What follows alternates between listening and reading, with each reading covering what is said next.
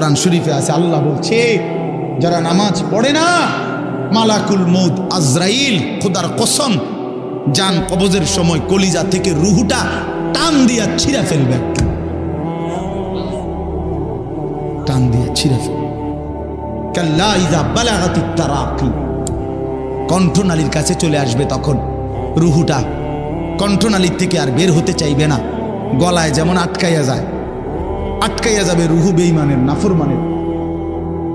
তো ফেরেশতা আল্লাহর নবী বলেন মালাকুল মউত আজরাইল টাইনা হেসরাইয়া ছিঁড়া ছিন্ন ভিন্ন করে রুহুটা টেনে বের করবে। কেন এমন করলো? এমন নির্মম মৃত্যু হলো কেন?